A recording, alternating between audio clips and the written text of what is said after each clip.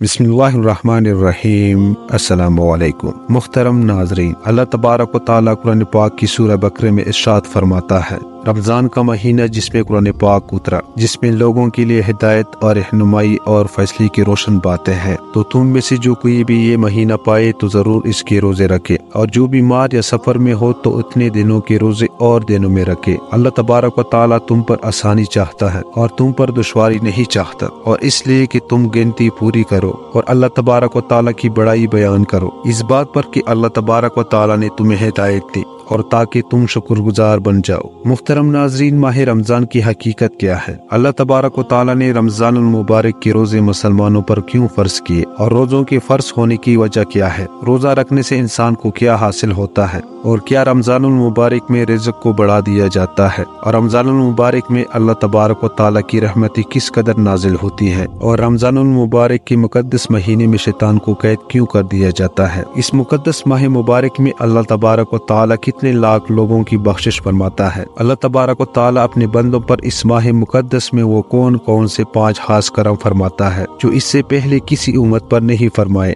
और रमज़ान की हर मुक़द्दस और बाबरकत रात में कितने हजार लोगों की बख्शिश की जाती है और कितने लाख लोगों को जहन्नम से रिहाई मिलती है? और वो कौन से बदबख्त लोग हैं जिनकी इस मुक़द्दस महीने में भी बख्शिश नहीं की जाती? और रमज़ान मुबारक में गुनाह करने वाले लोगों के लिए नबी अकरम सल्लल्लाहु अलैहि वसल्लम ने कौन कौन से दर्दनाक अज़ाबात बयान फरमाए? मुहतरम नाजरीन, इन तमाम तर सवालात के जवाबात कुरान और हदीस की रोशनी में आज की इस वीडियो में हम आपको बताएंगे। लिहाजा आपसे गुजारिश है कि हमारी इस वीडियो को एंड तक जरूर देखिएगा। मुहतरम नाजरीन, माह रमज़ान मुबारक के 4 नाम है: माह रमज़ान, माह सबर, माह मौसात और माह वस्त रिज़्क़। इसको माह सबर इसलिए कहा जाता है क्योंकि रोजादार रोजा रख के अल्लाह तबारक व तआला की रजा के लिए सब्र करता है और फिर अल्लाह तबारक व तआला इस रोजादार को इस सब्र की जज़ा अता फरमाता है। जिस तरह कि अल्लाह तबारक व तआला इरशाद फरमाता है कि रोजा मेरे लिए है और मैं ही इसकी जज़ा हूँ। माह मौसात, मौसात का मानी बुलाई करना, क्योंकि इस महीने में तमाम मुसलमान खास तौर पर अपने रिश्तेदारों से बुलाई करते हैं और ज्यादा से ज्यादा सवाब हासिल करते हैं, इसलिए इसको माह मौसात कहा जाता है।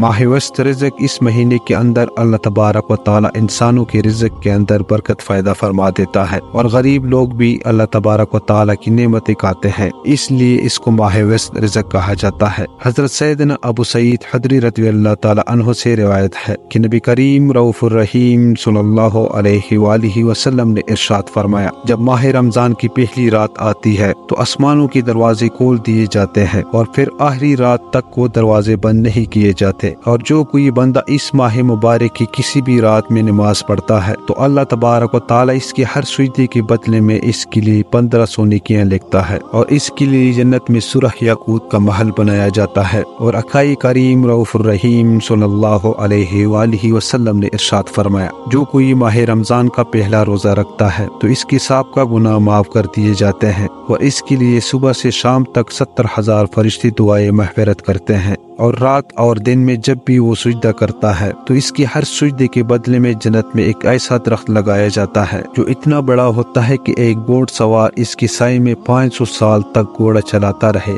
हजरत सैयदना जाबिर बिन अब्दुल्लाह रज़ियल्लाहु ताला अन्हु से रिवायत है कि नबी करीम रऊफ़ुर रहीम सल्लल्लाहु अलैहि वसल्लम ने इरशाद फरमाया कि मेरी उम्मत को माह रमज़ान में 5 चीजें ऐसी अता की गयी जो मुझसे पहले किसी नबी को ना मिली। नंबर 1, जब माह रमज़ान मुबारक की पहली रात होती है तो अल्लाह तबारक व तआला इनकी तरफ नजर रहमत फरमाता है, और जिसकी तरफ अल्लाह तबारक व तआला की नजर रहमत हो जाए कभी भी अजाब ना देगा। नंबर 2, शाम के वक्त रोजादार की मुंह से जो बू आती है वो अल्लाह तबारक व तआला की नजदीक मश्क की खुशबू से भी बेहतर है। और नंबर 3, फरिश्ते दिन रात रोजादार के लिए दुआएं महफिरत करते रहते हैं। और नंबर 4, अल्लाह तबारक व तआला जन्नत को हुक्म फरमाता है कि मेरे नेक बंदों के लिए तैयार हो जा, अनकरीब वो दुनिया की मुशक्कत से मेरे घर और रहमत में राहत पाएंगे। और नंबर 5, जब माह रमज़ान मुबारक की आखिरी रात आती है तो अल्लाह तबारक व तआला सब की मग़फ़िरत फरमा देता है। उस वक्त हज़ूर पाक सल्लल्लाहु अलैहि वसल्लम की बरगाह में मौजूदा लोगों में से एक शख्स ने खड़े होकर अर्ज़ की,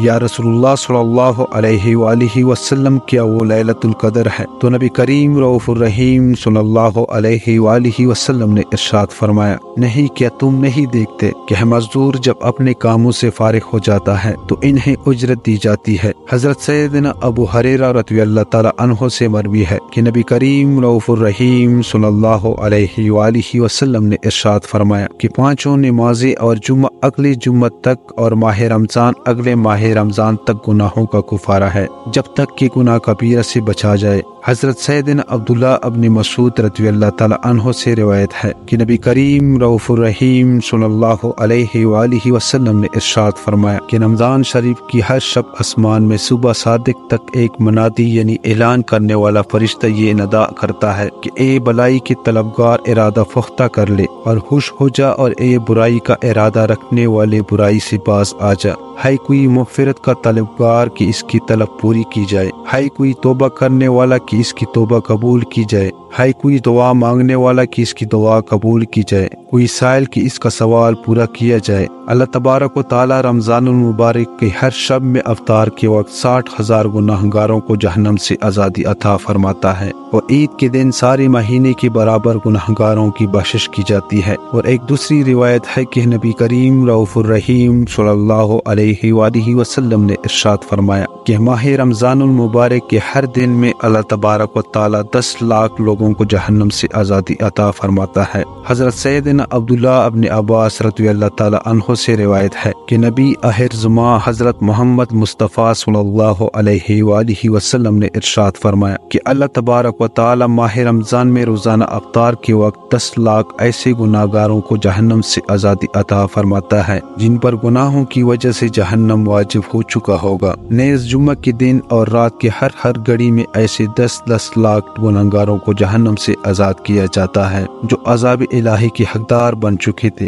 حضرت سیدنا عبداللہ ابن عباس رضی اللہ تعالی عنہ سے روایت ہے کہ نبی کریم رؤوف الرحیم صلی اللہ علیہ وآلہ وسلم نے ارشاد فرمایا جب رمضان المبارک کی پہلی رات آتی ہے تو عرش عظیم کے نیچے سے مسیرہ نامی ہوا چلتی ہے جو جنت کے درختوں کے پتوں کو ہلا دیتی ہے۔ اس ہوا کے چلنے سے ایک ایسی دلکش آواز پیدا ہوتی ہے کہ اس سے بہتر آواز آج تک نہیں سنی گئی۔ اس دلکش آواز کو سن کر بڑی بڑی آنکھوں والی خوبصورت حوریں ظاہر ہوتی ہیں، یہاں تک کہ وہ جنت کے بلند محلات پر کھڑی ہو جاتی ہیں، اور وہ حوریں کہتے ہیں کہ ہے کوئی جو ہم کو اللہ تبارک و تعالی سے مانگ لے اور ہمارا نکاح اس سے ہو جائے۔ پھر وہ دروغہ جنت سے کہتی ہے کہ آج یہ کیسی رات ہے۔ اس وقت جنت کے دروغہ حضرت رضوان علیہ السلام حور سے کہتے ہیں یہ ماہ رمضان کی پہلی رات ہے، جنت کے دروازے امت محمدیہ کے روزے داروں کے لیے کھول دیے گئے ہیں۔ محترم ناظرین، روایات میں آتا ہے کہ جب رمضان المبارک تشریف لاتا تو نبی اکرم صلی اللہ علیہ وآلہ وسلم کا رنگ مبارک تبدیل ہو جاتا اور آپ نمازوں میں کثرت کرتے اور اللہ تبارک و تعالی کی برگاہ میں خوب دعائیں مانگا کرتے۔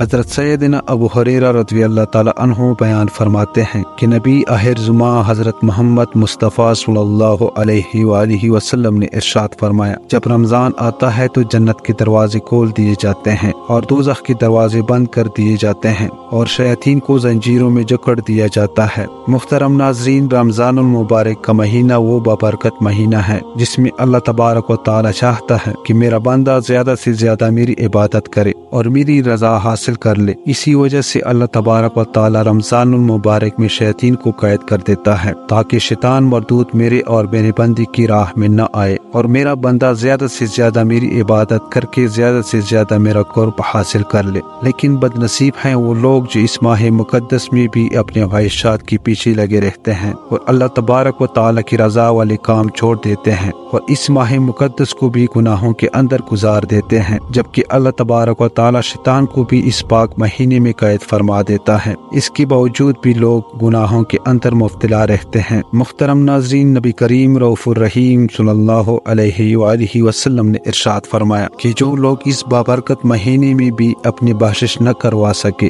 تو وہ کب کروائیں گے؟ محترم ناظرین، جو لوگ ماہ رمضان المبارک میں بھی گناہوں سے باز نہیں آتے، اس کے متعلق نبی کریم رؤوف الرحیم صلی اللہ علیہ وآلہ وسلم نے کیا ارشاد فرمایا؟ چنانچہ حضرت حضرت سیدنا ام ہانی رضی اللہ تعالی عنہ سے روایت ہے کہ نبی کریم رؤوف الرحیم صلی اللہ علیہ وآلہ وسلم نے ارشاد فرمایا کہ میری امت ذلیل و رسوا نہ ہوگی جب تک وہ ماہ رمضان کا حق ادا کرتے رہے گی۔ تو نبی کریم رؤوف الرحیم صلی اللہ علیہ وآلہ وسلم کی برگاہ میں عرض کیا، یا رسول اللہ صلی اللہ علیہ وآلہ وسلم، رمضان کے حق کو ضائع کرنا اور امت کا ذلیل و رسوا ہونا کیا ہے؟ تو نبی کریم رؤوف الرحیم صلی اللہ علیہ وآلہ وسلم نے ارشاد فرمایا کہ ماہ رمضان میں حرام کاموں کا کرنا، اور پھر فرمایا کہ جس نے ماہ رمضان میں زنا کیا یا شراب پیا تو اگلے رمضان تک اللہ تبارک و تعالی اور جتنے اللہ تبارک و تعالی کے فرشتے ہیں سب اس پر لعنت کرتے رہیں گے۔ بس اگر یہ شخص اگلے ماہ رمضان سے پہلے مر گیا تو اس کے پاس کوئی ایسی نیکی نہ ہوگی جو اسے جہنم کی آگ سے بچا سکے۔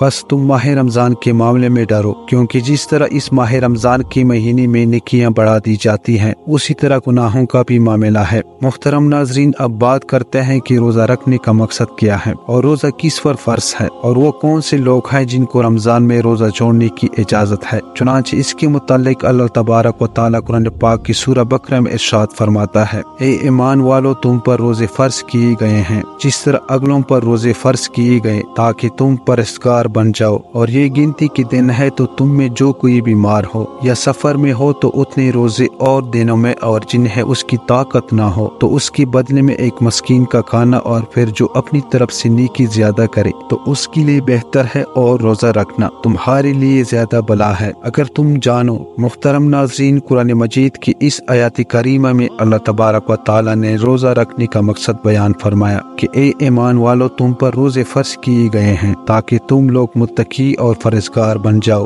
اس آیات کریمہ میں اللہ تبارک و تعالیٰ نے ان لوگوں کا بھی ذکر فرمایا ہے جن کو رمضان میں روزہ چھوڑنے کی اجازت ہے۔ اللہ تبارک و تعالیٰ نے ارشاد فرمایا کہ اگر تم بیمار ہو یا سفر پر ہو۔ اس آیات کریمہ سے پتہ چلا کہ مسافر پر روزہ فرض نہیں، جو شرعی سفر پر ہو اس کو روزہ چھوڑنے کی اجازت ہے، اور جو اتنا بیمار ہو کہ وہ روزہ نہیں رکھ سکتا اسی کو اللہ تبارک و تعالیٰ نے روزہ چھوڑنے کی اجازت عطا فرمائی ہے۔ اللہ تبارک و تعالیٰ ارشاد فرماتا ہے کہ میں تم لوگوں پر تنگی نہیں چاہتا، آسانی چاہتا ہوں۔ محترم ناظرین، جس طرح اللہ تبارک و تعالیٰ نے ہر مسلمان پر نماز فرض فرمائی اسی طرح اللہ تبارک و تعالیٰ نے ماہ رمضان کی روزے بھی فرض فرمائے ہیں۔ محترم ناظرین، اللہ تبارک و تعالیٰ سے دعا ہے کہ اللہ تبارک و تعالیٰ ماہ رمضان میں زیادہ سے زیادہ عبادات کی توفیق عطا فرمائے۔ ناظرین، اسی امید کے ساتھ اجازت دیجیے، ملتے ہیں بہت جلد ایک نئی تاریخی تحقیقی معلوماتی ویڈیو کے ساتھ۔ اللہ نگہبان۔